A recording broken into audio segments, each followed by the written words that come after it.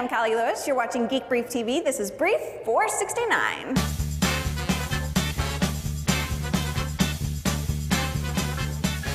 I'm at the Leadership Symposium on Digital Media and Healthcare, hosted by USF Health in conjunction with Apple. I'm speaking to a wonderful audience. Guys, give a shout out.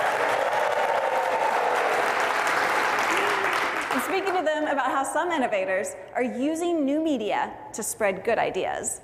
Since the symposium has a medical focus, I thought it'd be a good idea to do a medical brief. Let's start with a story about the eye pill. On Geek Brief, most products developed by Philips are intended to end up in our living rooms. The eye pill is intended to end up in our bodies. An eye pill is about the size of a multivitamin, and it contains a microprocessor, a battery, a wireless radio, a tiny little pump, and a drug reservoir. Some medications, I guess, are effective for treating disorders, but in order to deliver enough of the medicine to the appropriate place in the body, dosage has to be higher than it could be, and the higher dosage comes with side effects. The eye pill delivers data to a physician that will indicate where the pill is located. When it's in the best place, the drug can be released. That means the dosage can be lower and the side effects can be minimized. The eye pill will also deliver chemical and temperature data to the physician administering the treatment. Paul Wessel is a dad. He has a 9-year-old son with diabetes. His son kept losing track of his glucose monitor, but not his Nintendo Game Boy, so Paul Wessel went to work developing a video game called Gluco Boy.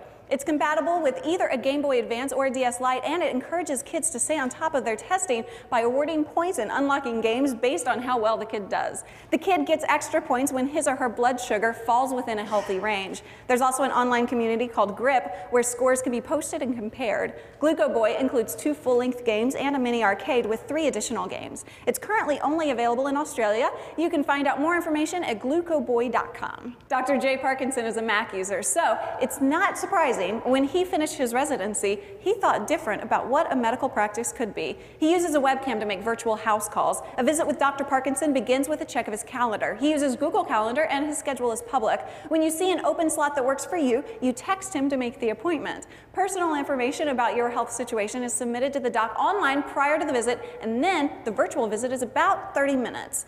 Just like in the good old days when house calls were common, Dr. Parkinson doesn't take insurance. He just charges a reasonable rate, and by skipping all the cumbersome paperwork, he's able to work without a staff and keep his overhead extremely low. Here in Florida this December, at the 26th Annual Army Science Conference, a group of military researchers will announce something truly miraculous. Scientists have been able to successfully regrow lost limbs and damaged organs using nanoscaffolding. By placing a nanoscaffold made of polymer fibers hundreds of times finer than a human hair in place of a missing limb or damaged organ, cells start to grow through and around the holes in the scaffold.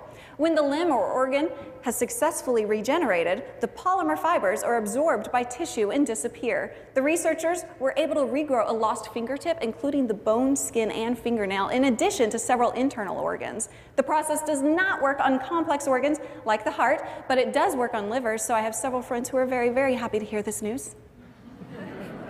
That's it.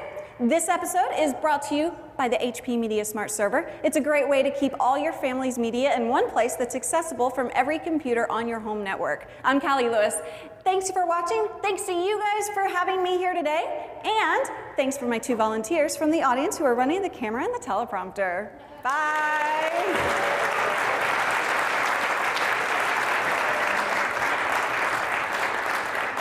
All right, so that is a show.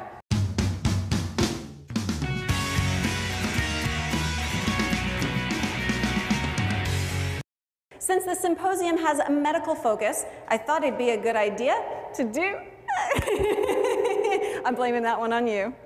So we're going to go back. And I can talk faster so you can just keep going. Dr. Jay Parkinson is a Mac user, so it's not surprising when he finished his residency, he thought different about what a medical practice could be. He uses a webcam to make virtual house calls. I can't go quite that fast.